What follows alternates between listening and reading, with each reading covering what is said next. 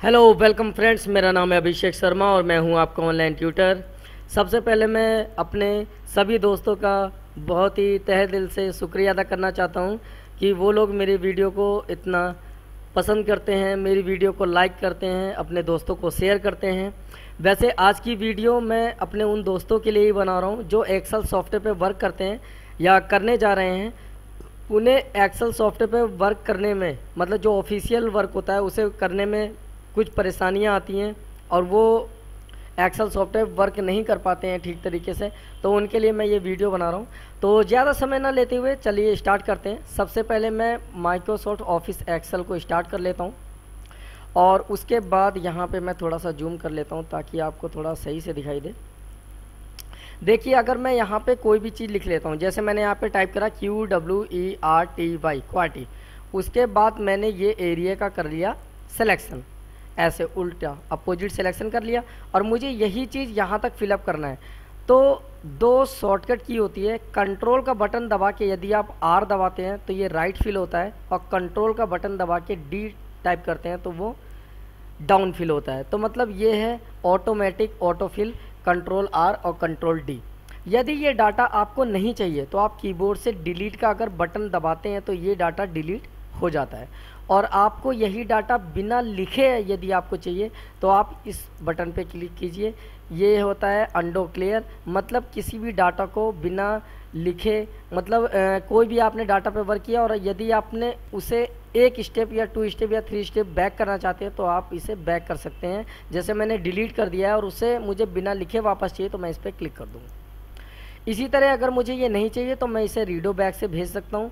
और यहाँ पे अंडो रीडो एक दूसरे का अपोजिट है, जो लास्ट एक्शन को रिपीट करता है और जो रिपीट किया है उसे ही दोबारा रीडो कर देता है। तो ये अंडो रीडो है। यदि मैं इसे कट कर लेता हूँ तो जहाँ भी मैं क्लिक करके यदि मैं पेस्ट कमांड पे क्लिक करूँगा तो डाटा यहाँ से दूसरी जगह ट्रांसफ़र हो जाएगा जहाँ भी आपने कर्सर को क्लिक किया है।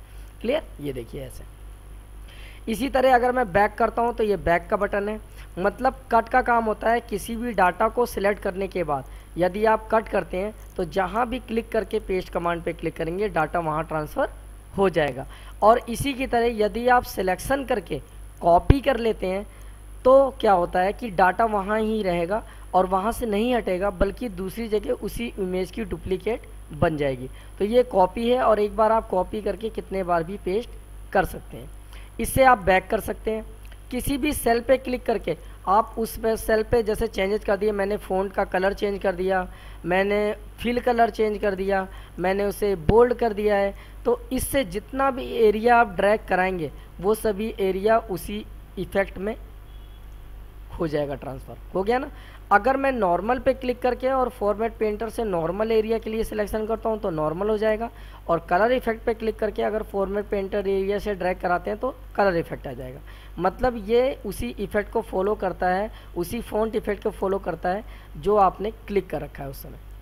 अब यहाँ पे क्या है, यहाँ पे अक्षरों की लिखावट को चेंज कर सकते हैं। देखिए जैसे ये लिखावट है, जैसे ये फ़ॉन्ट का लिखावट है, जैसे ये फ़ॉन्ट का स्टाइल है, जैसे ये फ़ॉन्ट का स्टाइल है, तो इस तरह से आप फ़ॉन्ट का स्टाइल चेंज कर सकते हैं। बैक करने के लिए ये बटन है, यहाँ से आप इसे भी बैक कर सकते हैं। क्लियर? ये देखिए। अब क्या है कि यदि मैं साइज़ बढ़ाना चाहता हूं तो यहाँ पे क्लिक करेंगे, जैसे फ़ॉन्ट के साइज़ पे आप क्लिक करेंगे उतना ही फ़ॉन्ट का साइज़ इंक्रीज हो जाएगा। यहाँ से आप उसे दोबारा बैक कर सकते हैं। यहाँ से आप फ़ॉन्ट को 1 बाय 1 इंक्रीज कर सकते हैं, ये डिक्रीज है। जैसे देखिए मैं इस पर क्लिक करता हूँ तो ये इंक्रीज हो गया है, इस पर क्लिक करता हूँ तो देखिए ये डिक्रीज हो गया है। इसी तरह अगर फ़ॉन्ट के स्टाइल को डार्क करना है तो ये बोल्ड स्टाइल है, फ़ॉन्ट को थोड़ा सा तिरछा करना है तो ये इटैलिक स्टाइल है, फ़ॉन्ट को अगर अंडरलाइन करना है तो ये अंडरलाइन स्टाइल है। यहाँ से आप अंडरलाइन हटा सकते हैं, यहाँ से आप इटैलिक हटा सकते हैं, यहाँ से आप बोल्ड हटा सकते हैं। यहाँ पे अंडरलाइन और डबल लाइन का भी एक ऑप्शन आता है अगर आपको डबल लाइनिंग लेना है अंडरलाइन की जगह, और इसे भी आप दोबारा क्लिक करके हटा सकते हैं। ये अंडरलाइन है और वो नीचे डबल लाइन है। अगर मैं कोई डाटा लिख रखा हूँ और यदि मैं उसका प्रिंट आउट निकालना चाहता हूँ तो कभी भी प्रिंट आउट में उसकी लाइनिंग नहीं आती। प्रिंट आउट मतलब जो ग्रिड लाइन होती है वो ग्रिड लाइन प्रिंट आउट नहीं होती है। यदि आपको ग्रिड लाइन प्रिंट आउट करना है तो आप इसे बॉर्डर को डार्क भी कर सकते हैं, ये बॉर्डर डालने के लिए है। और बॉर्डर डालने के बाद यदि आप इसका प्रिंट आउट निकालते हैं तो बॉर्डर का प्रिंट आउट ऐसे निकल जाएगा। अगर आप बॉर्डर हटाना चाहते हैं तो दोबारा आप क्लिक करके यहाँ से नो बॉर्डर का एक ऑप्शन है, इस पर क्लिक करेंगे तो बॉर्डर जो है आपका वो हट जाएगा, लेकिन सिलेक्शन करना होगा उतने एरिया को नो बॉर्डर करने के लिए। सॉरी, आप सिलेक्ट हुआ है नो बॉर्डर। इसी तरीके से यहाँ बॉर्डर के बहुत सारे टाइप्स हैं, जैसे ये बॉटम बॉर्डर है और ये टॉप बॉर्डर है। तो मैं बॉटम और टॉप पे क्लिक करूँ तो बॉटम और टॉप का ही बॉर्डर आएगा, देखिए। तो इसी तरीके से इसके अंदर बॉर्डर के बहुत सारे टाइप हैं, आप सारे क्लिक कर करके देख सकते हैं। बाकी बॉर्डर पे अगर कलर लेना है तो मैं आपको मेन चीज़ें ही बताऊंगा इसमें। ये बॉर्डर पे कलर करने के लिए, और जितने एरिया में आप बॉर्डर करना चाहते हैं आप उतने एरिया में बॉर्डर पे कलर कर सकते हैं, और आप जब प्रिंट व्यू में देखेंगे तो इतने एरिया में बॉर्डर पे कलर आ जाएगा। यहाँ से भी आप बैक कर सकते हैं, और चाहें तो यहाँ से आप नो बॉर्डर करके हटा सकते हैं। ये है फिलअप कलर, कलर फिलअप करने के लिए है। बैकग्राउंड पे कलर फिल कर देता है, और ये फ़ॉन्ट का कलर फिल कर देता है। ये बैकग्राउंड का कलर चेंज कर सकते हैं, इससे फ़ॉन्ट का कलर चेंज कर सकते हैं। यहाँ से बैकग्राउंड को आप नो फिल से हटा सकते हैं, और यहाँ से फ़ॉन्ट को ऑटोमेटिक करके नॉर्मल कर सकते हैं। तो ये मेन चीज़ें हैं। अब इसके आगे मेन चीज़ें क्या हैं, जैसे सपोजेड मैंने इस कॉलम को, देखिए यहाँ पे अलग टाइप का कर्सर आ रहा है और ये हो गया ब्लैक। तो अब जब ऐसे माउस आए, जब ऐसा कर्सर आ जाए तो आप माउस से इसे दबा करके इधर की ओर ड्रैग कराइए, और यहाँ पे आप कोई भी चीज़ लिख सकते हैं। जैसे मैंने यहाँ पे टाइप कर दिया QWERTY क्वालिटी, और मैंने यहाँ तक वही फिलअप कर लिया। सिलेक्शन करेंगे और कंट्रोल D। अब देखिए ये सभी के सभी लेफ़्ट एरिया में है, तो ये अलाइनमेंट लेफ़्ट में है। इसे अलाइनमेंट आप सेंटर भी कर सकते हैं, इसे अलाइनमेंट राइट भी कर सकते हैं, दोबारा लेफ़्ट कर सकते हैं, दोबारा सेंटर कर सकते हैं, दोबारा राइट कर सकते हैं। लेकिन यदि आपको ये लेफ़्ट या सेंटर के बीच में रखना है तो ये कमांड काम नहीं करती। फिर इससे के लिए ये कमांड है, इसे आप इंक्रीज इंडेंट, देखिए नाम आ रहा है, इससे आप एक एक करके क्लिक करके आप धीरे धीरे इसे आगे की ओर बढ़ा सकते हैं। हालांकि इसमें शॉर्टकट की आ रही है लिखी हुई, मैं अगर शॉर्टकट की से बताऊंगा तो आपको थोड़ा कंप्यूटर में देखकर समझ में नहीं आएगा, तो इसीलिए मैंने अधिकतर शॉर्टकट ना चलाकर मैं आपको कमांड के थ्रू ही बता रहा हूँ। तो ये देखिए, ये इंक्रीज और ये डिक्रीज, जो अलाइनमेंट है उसे आप इसे मूव करा सकते हैं इससे, और यहाँ से भी आप इसे बैक कर सकते हैं। देखिए ये देखिए एक एक करके बैक हो रहा है, ऐसे देखिए बैक हो रहा है ना। अच्छा, अब इसके बाद क्या है कि मान लीजिए कि मैंने यहाँ से एक रो की हाइट को भी बढ़ा लिया, तो रो की हाइट को बढ़ाने के बाद इससे अप, इससे मिडल, इससे बॉटम, मतलब अपर मिडल बॉटम, मतलब ये जो फ़ॉन्ट है उसे अपर भी ले जाता है, अलाइनमेंट को मिडल कर देता है और बॉटम भी। लेकिन इस सेल में अपर मिडल बॉटम नहीं चलेगा। इसके लिए आपको क्या करना होगा, इसके लिए आपको ऐसा ही रो का जो हाइट है वो बढ़ाना पड़ेगा, तभी ये चलेगा। कंट्रोल Z का बटन प्रेस करके भी आप इसे बैक कर सकते हैं, सभी को जितने भी कमांड आपने चलाए हैं। अच्छा, मैं दोबारा जूम कर लेता हूँ आगे। अब अगर मैं यहाँ पे कोई भी चीज़ लिख लेता हूँ, जैसे मैंने ये लिखा है, और लिखने के बाद कंट्रोल R कंट्रोल D दबाने के बाद मैं इसका अलाइनमेंट चेंज करना चाहता हूँ, एंगल चेंज करना चाहता हूँ, तो मैं इसके एंगल को चेंज कर सकता हूँ। जैसे जैसे जो स्टाइल में दिखाई दे रहा है आपको, वैसे वैसे उसी स्टाइल में ये हो जाएगा। कंट्रोल Z से भी आप इसे बैक कर सकते हैं, जैसे मैंने बैक अभी किया, ये देखिए। अच्छा, व्रैप टेक्स्ट का क्या यूज है, जैसे मैंने मान लीजिए व्रैप टेक्स्ट के लिए मैंने यहाँ पे लिखा न्यू टेक ट्रेनिंग। अब देखिए ये एक ही सेल में है, देखिए यहाँ पूरा आ रहा है। यहाँ पे अगर मैं डिलीट का बटन प्रेस करता हूँ तो कुछ नहीं, और इस पर डिलीट का बटन प्रेस करते हैं तो सभी डिलीट हो जाएंगे। इसका मतलब ये दोनों जो वर्ड हैं, ये दोनों वर्ड इसी सेल में हैं, और मैं अगर इस पर क्लिक करता हूँ तो दोनों वर्ड एक ही सेल में आ जाएंगे, लेकिन सेल का साइज़ थोड़ा सा इंक्रीज हो जाएगा। ये देखिए आ गया ना, ये देखिए। तो इसका यूज ये है कि एक सेल में आपको दो वर्ड रखने हैं यदि आप, ये देखिए। अच्छा, अब इससे आगे मैं आपको बताता हूँ।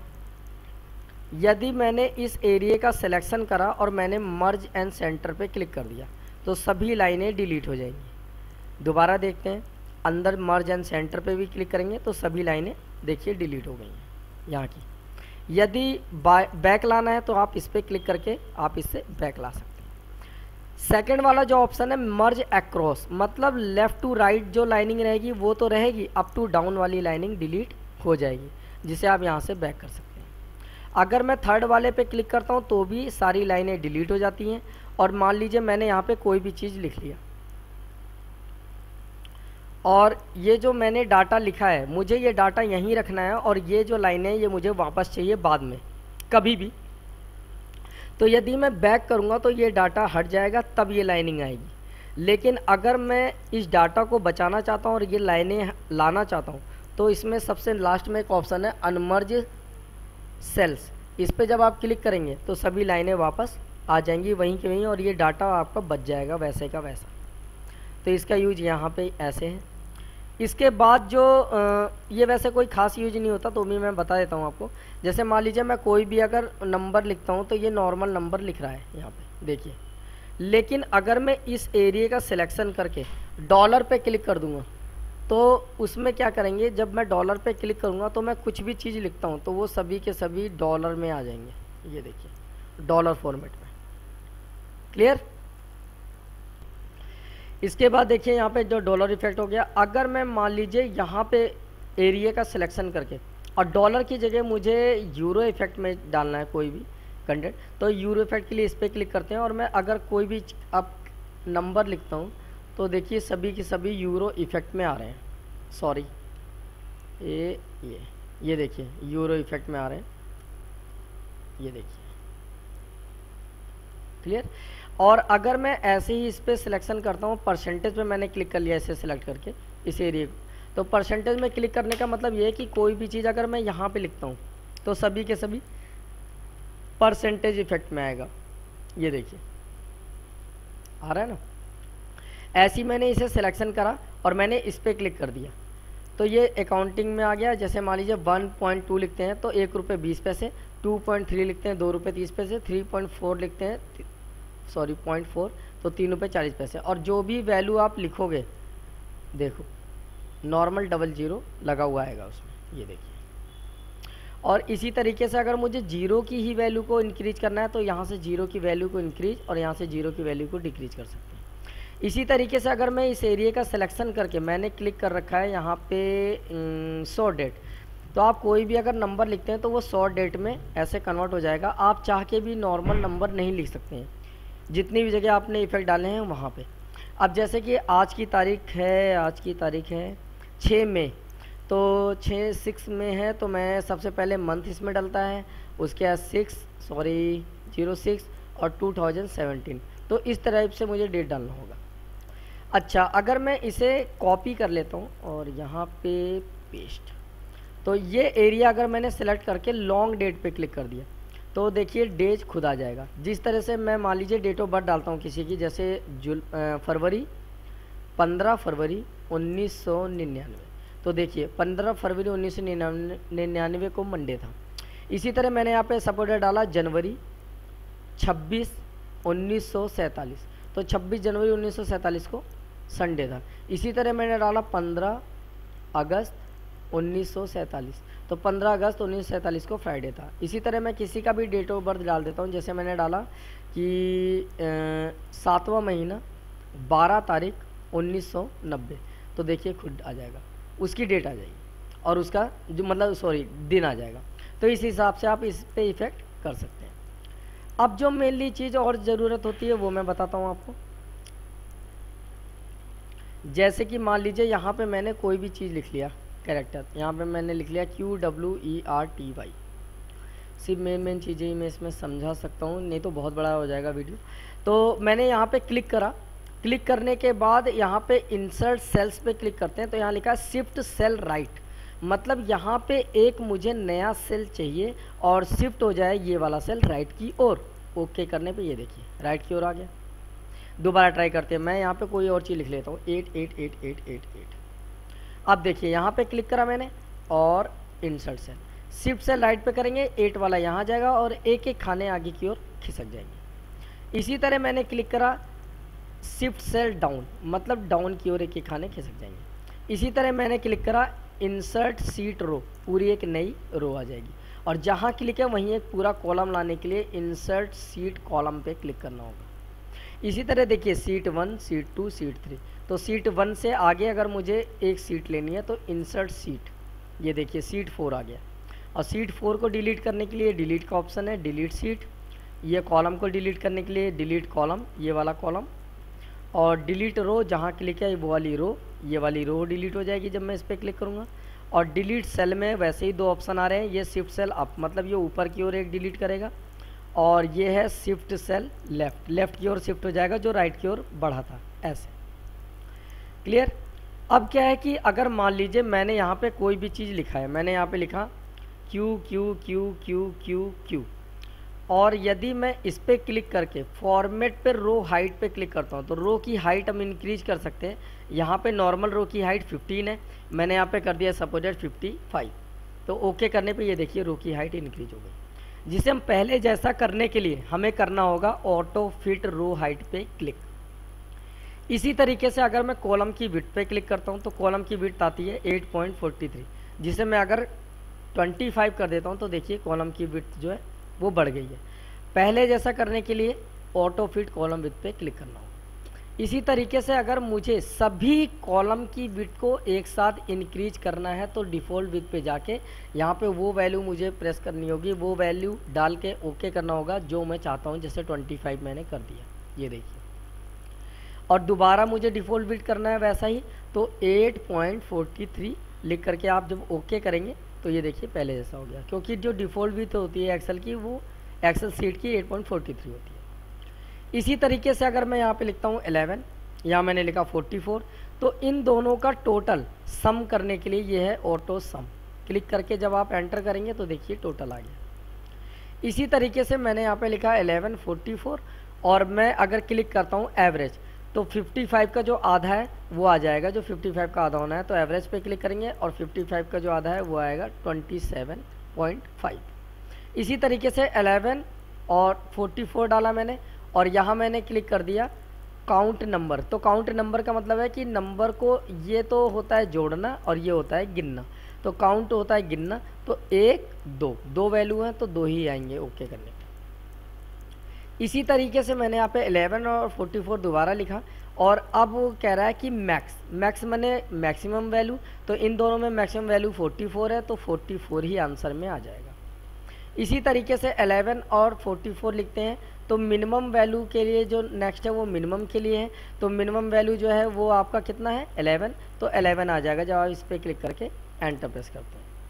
तो ये था हमारा ऑटो सम। इसी तरीके से फिल, अगर मैं यहाँ पे कोई भी चीज़ लिख लेता हूँ और मुझे यही डाटा यहाँ अब तक फिल करना है, तो अपोजिट एरिया सेलेक्ट करके जब आप फिल पे अप पे क्लिक करेंगे तो अप फिल हो जाएगा यही डाटा। और सेम ऐसी सिलेक्शन करके आप डाउन फिल करते हैं तो डाउन फिल हो जाएगा। ऐसी सेम सिलेक्शन करके आप राइट फिल करते हैं तो राइट हो जाएगा। जो मैं कंट्रोल R बताया था वही है ये। और अगर अपोजिट सिलेक्शन करके आप लेफ़्ट फिल करते हैं तो लेफ़्ट साइड में वही डाटा फिल हो जाएगा। क्लियर। यहाँ से आप कंट्रोल Z बैक कर सकते हैं। इसी तरह यदि मैं यहाँ पे क्लिक करता हूँ और मैंने यहाँ पे लिखा 2, और 2 पे क्लिक करने के बाद फिल में सीरीज़ पे क्लिक करना होता है, और यहाँ पे मैंने कॉलम वाइज स्टेप वैल्यू मैंने 2 ले लिया, और रोकना मुझे कितना है 20 पे, तो 20 लिख के मैंने अगर स्टॉप वैल्यू करा तो 2 का एक तरह से टेबल तैयार हो जाएगा 2 के गैप में। इसी तरीके से मैंने 2 लिखा और फिर मैं ऊपर वाले पे क्लिक करके 2 को सिलेक्ट किया और सीरीज़ पे जाके मैंने कॉलम चॉइस करा और यहाँ पे स्टेप वैल्यू 2, और अब की बार मैंने स्टॉप पोजीशन 40 रखा यदि, तो 40 तक देखिए टेबल तैयार हो जाएगा 2 के गैप में। अगर 1 के गैप में चाहिए तो यहाँ मैंने 1 लिखा और मैं इस सेल पे क्लिक करके मैंने क्लिक कर दिया सीरीज कॉलम वाइज 1 और स्टॉप वैल्यू मैंने डाल दिया स्टॉप वैल्यू 50 और स्टेप वैल्यू 1, तो 1 से 50 तक यहाँ देखिए नंबर आ जाएंगे इस तरीके से। इसी तरीके से यदि मैं यहाँ पे क्लिक करके यहाँ मैं 2 लिखता हूँ तो यहाँ पे 2 का टेबल तैयार कर सकते हैं हम, series row wise step value 2 और स्टॉप वैल्यू 20। तो ये देखिए, तो इसी तरह ये आप डाटा का यूज कर सकते हैं। बाकी इसके अंदर बहुत सारे कंटेंट है जो मैं आपको अगली वीडियो में बताऊंगा, क्योंकि ये वीडियो काफ़ी बड़ी हो जाएगी धीरे धीरे, क्योंकि मैं आपको बेसिक नॉलेज सभी की दूंगा थोड़ा थोड़ा। जस्टिफाई, जैसे मान लीजिए मैंने यहाँ पे लिखा AA BB CC DD और मैं चाहता हूँ ये सभी डाटा एक सेलों में आ जाए, तो आप इस कॉलम के साइज़ को बढ़ाइए और सभी डाटा को सिलेक्शन करके जब आप जस्टिफाई पे क्लिक करेंगे तो ये सभी के सभी एक कॉलम में आ जाएंगे। तो ये जस्टिफाई था। इसी तरीके से यदि मैंने कोई भी डाटा लिख रखा है, सपोज मैंने ये लिखा QWERTY और मैंने एरिया का सिलेक्शन करा, कंट्रोल R कंट्रोल D। अब क्या है, मैंने यहाँ से इसके बैकग्राउंड को कलर को चूज करा और यहाँ से मैंने फ़ॉन्ट कलर को चूज कर लिया। अब देखिए बैकग्राउंड ब्लैक है और फ़ॉन्ट कलर येलो है। तो मैं इस एरिया का सिलेक्शन करके अगर मैं क्लियर ऑल करता हूँ तो कुछ भी नहीं बचेगा सीट पे, सब डिलीट हो जाएगा। यहाँ से बैक करते हैं। यदि मैं क्लिक करता हूँ क्लियर में फॉर्मेट तो सिर्फ कलर डिलीट होगा, जो मैटर है वो नॉर्मल हो जाएगा। इसी तरह मैंने करा क्लियर में कंटेंट। क्लियर कंटेंट्स का मतलब है कि जो मैटर लिखा हुआ है वो डिलीट होगा और जो कलर है वो रहेगा। ये देखिए, जबकि आप कोई चीज़ लिखते हो तो देखो उसी कलर का आएगा क्योंकि सिर्फ मैटर डिलीट हुआ है। और लास्ट में एक आता है कमेंट। जैसे मैंने कमेंट पे किसी भी चीज़ पे कमेंट करना है तो मैंने रिव्यू पे जैसे मैंने कमेंट पे क्लिक करा और मैंने यहाँ पे XYZ कुछ भी लिख दिया। जैसे मैंने डाल दिया ये डाटा मुझे 15 मई को प्रिंट आउट निकालना है।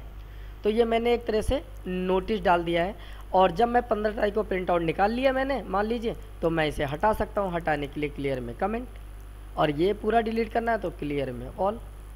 इसी तरीके से मैं अगर यहाँ पे कुछ वैल्यू लिख देता हूँ, जैसे मैंने लिखा 2 5 4 6 8 9 7 5 5 6 2 3 5 ऐसे, और मैं इस वैल्यू को सिलेक्ट कर लेता हूँ अगर ऐसे, तो यहाँ पे स्मॉलेस्ट टू लार्जेस्ट मतलब असेंडिंग ऑर्डर में क्लिक करने पे लग जाएगा। ये देखिए, और इसी को अपोजिट है डिसेंडिंग ऑर्डर में लार्जेस्ट टू स्मॉलेस्ट। ये देखिए, अगर आप यहाँ पे कोई भी वैल्यू डालते हैं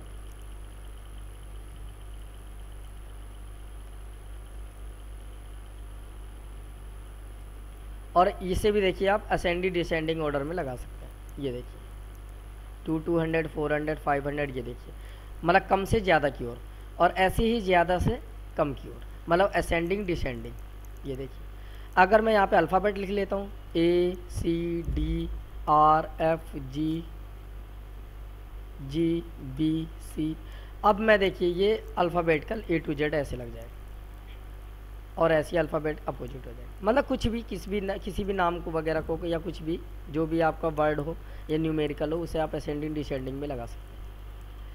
अच्छा, अब नेक्स्ट आता है इसी में फ़िल्टर। फ़िल्टर कैसे चलाएं? तो फ़िल्टर चलाने के लिए देखता हूँ, मैं ट्राई करता हूँ, ये ट्यूटोरियल में उठा लेता हूँ कोई सा।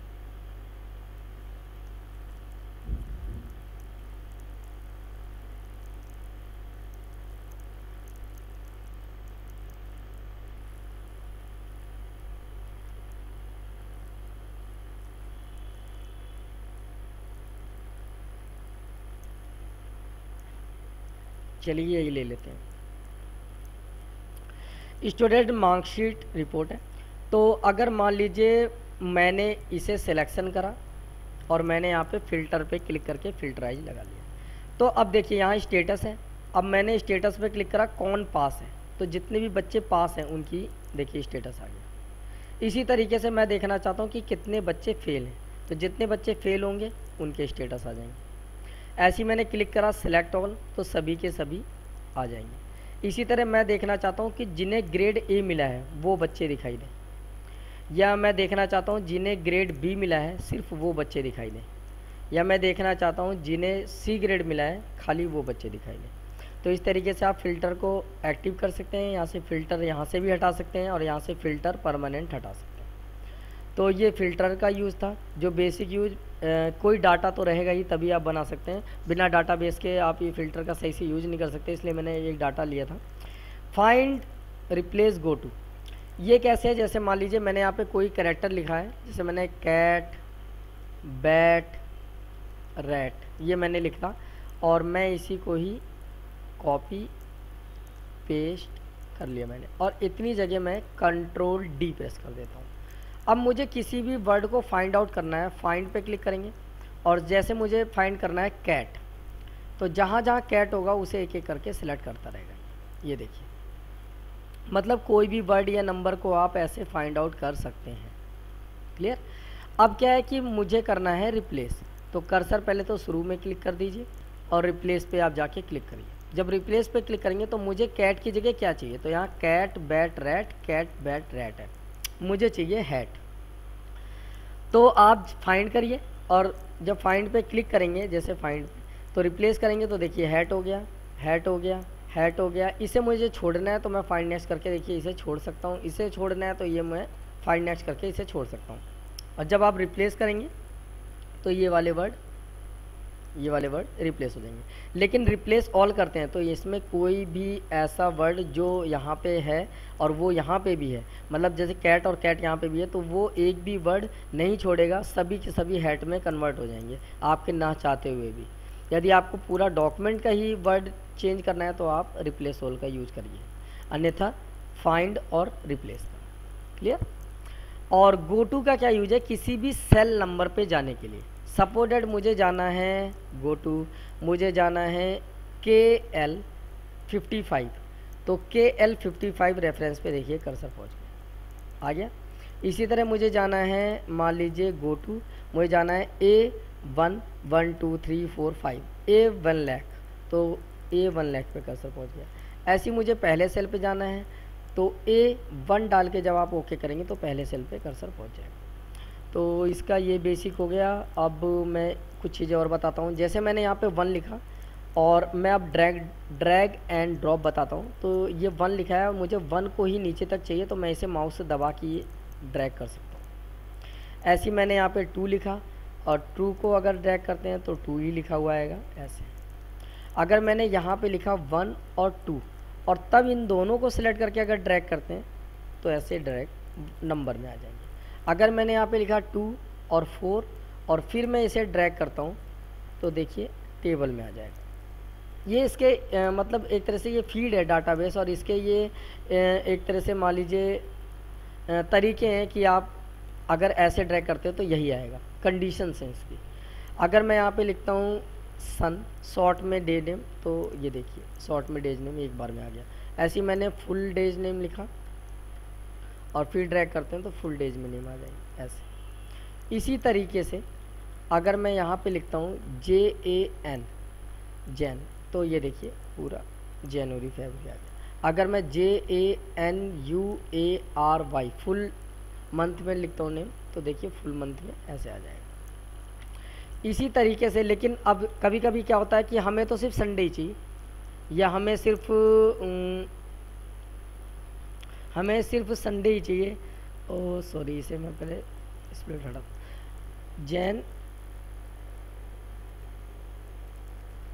जनवरी। हाँ, अगर मान लीजिए हमें सिर्फ संडे ही चाहिए, एक ही दिन का नाम चाहिए, तो हम यहाँ पे संडे और 2 बार हमें संडे ही टाइप करना होगा। उसके बाद यदि हम इसे ड्रैग कराते हैं तो सिर्फ संडे ही आएगा, ये देखिए। इसी तरीके से अगर हमें कोई भी एक ही कैरेक्टर चाहिए, जैसे QWERTY, और वो एक ही कैरेक्टर ऐसे ड्रैग करने पे आ जाएगा। क्लियर। तो उम्मीद करता हूँ आपको ये समझ में आया होगा। अब आगे बढ़ते हैं।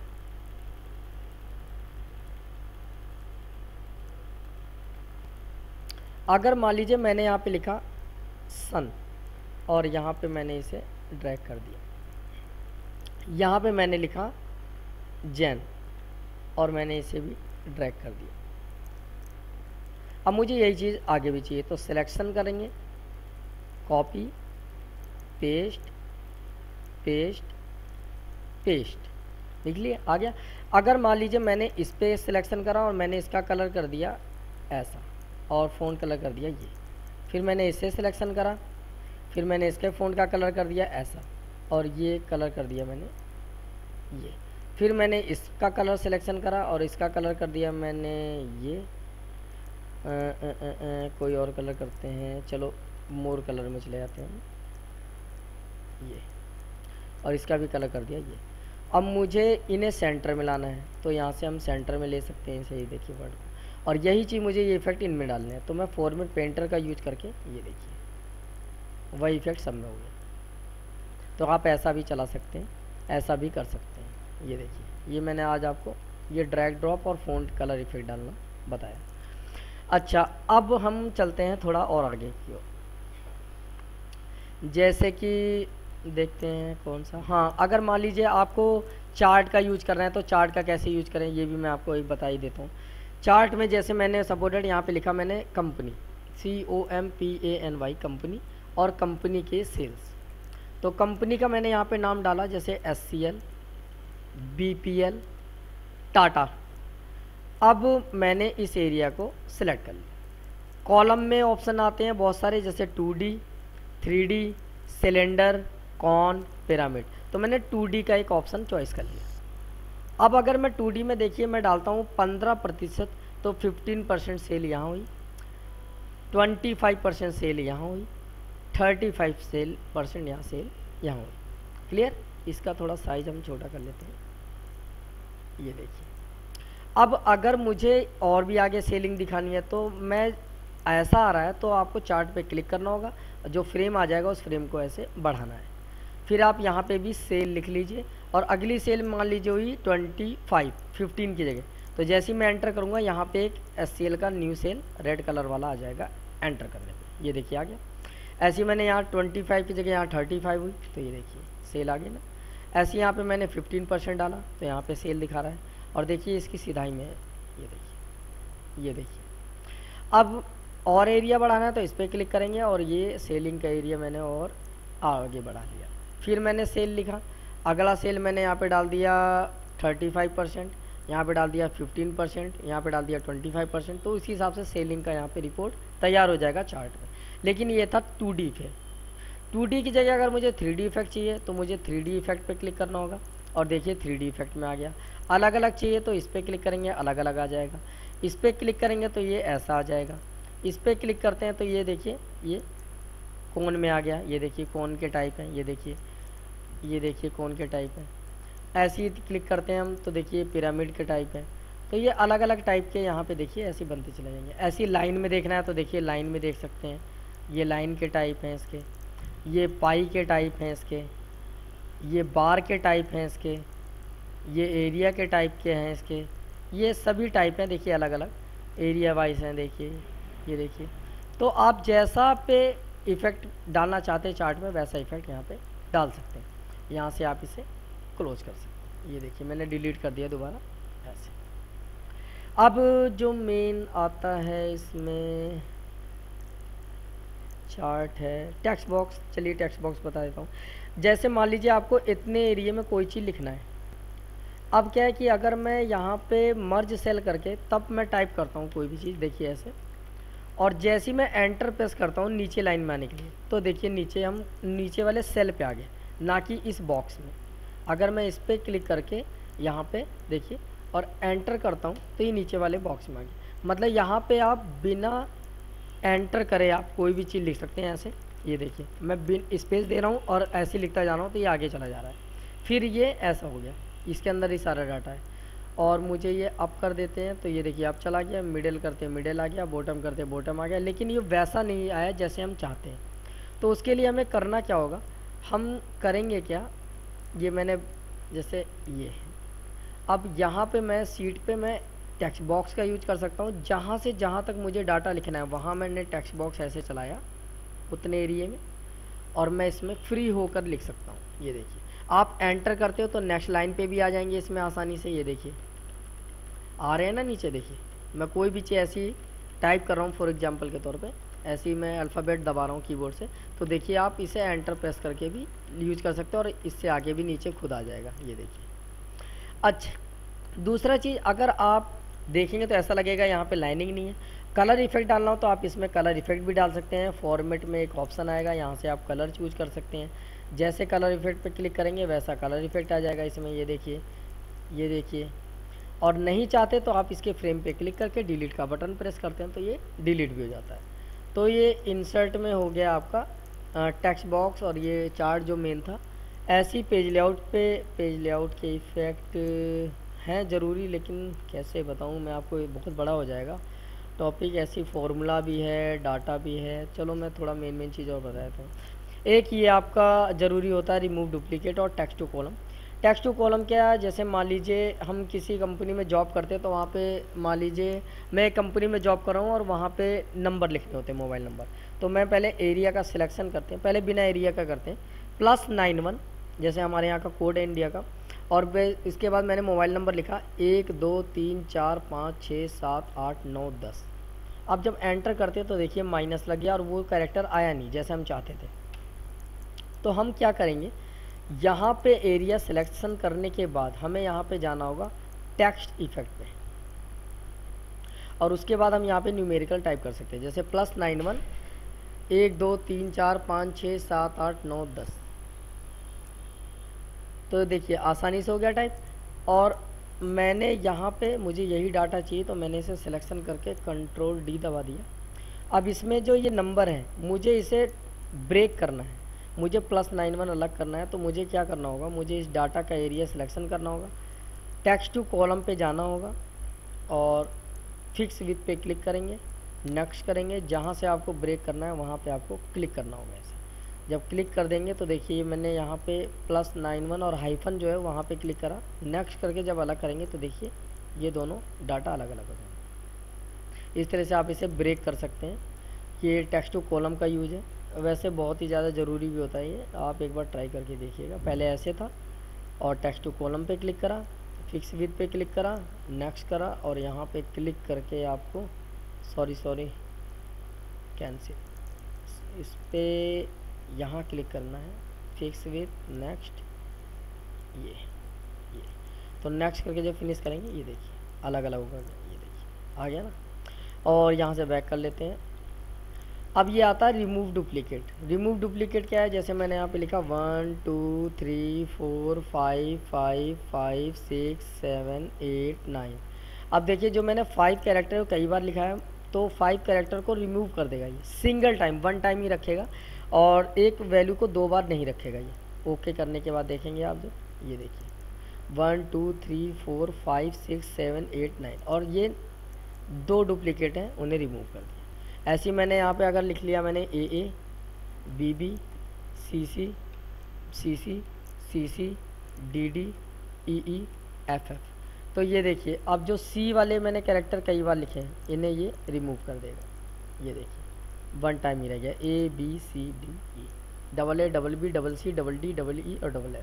क्लियर। और कुछ बताने के लिए तो बहुत सारी चीज़ें हैं, क्या बताऊँ मैं, टाइम इसमें बहुत बड़ा वीडियो हो जाएगा। चलो मैं आगे बताता हूँ। अब क्या है कि मैंने क्या करा,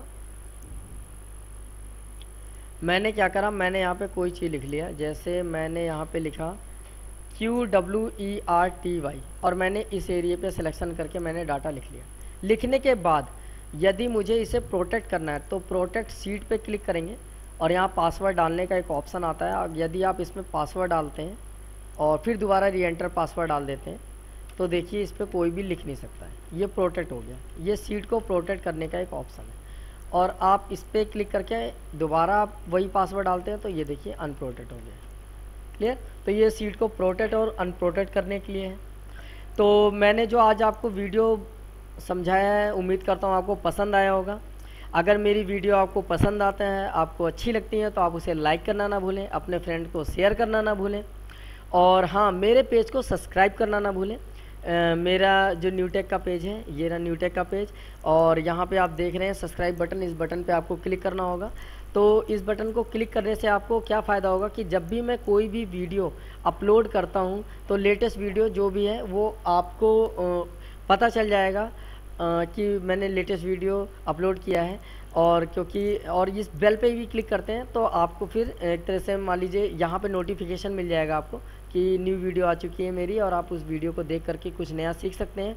और दूसरी चीज़, बहुत सारे लोग मुझे कहते हैं कि सर आप मुझे एक्सेल की फ़ाइल भेज दीजिए, तो मैं एक्सेल की फ़ाइल आपको मेल पे थोड़ा करना पॉसिबल नहीं हो पाता है, तो आप मुझे व्हाट्सअप पे भी ऐड कर सकते हैं। ये मेरा व्हाट्सअप का नंबर है, इस पे आप अगर मुझे ऐड करके मुझे आप मैसेज भेज दीजिए कि सर मुझे इस वीडियो से रिलेटेड जो एक्सेल फाइल है वो चाहिए, तो मैं आपको वीडियो से रिलेटेड जो एक्सेल फाइल है वो मैं सेंड कर दूंगा व्हाट्सएप के थ्रू। और हाँ प्लीज़ कृपया कॉल ना करें, क्योंकि बहुत सारे जो मेरे यूजर्स हैं वो मुझे कॉल करने लगते हैं और मैं कॉल पिक नहीं कर सोचता हूँ तो कर नहीं पाता हूँ, तो उन्हें भी बुरा लगता होगा और मुझे भी हालांकि बुरा लगता है, क्योंकि क्या कहते हैं, मैं थोड़ा बिजी शेड्यूल रहता है तो मैं कॉल पिक करने में असमर्थ रहता हूँ, तो उस समय मैं कॉल पिक नहीं कर पाता। तो आप मुझे यही होगा, बेहतर यही होगा कि आप मुझे व्हाट्सएप पे मैसेज कर दीजिए। और वीडियो देखने के लिए बहुत बहुत शुक्रिया। मिलते हैं न्यू वीडियो के साथ, तब तक के लिए बाय बाय, टेक केयर।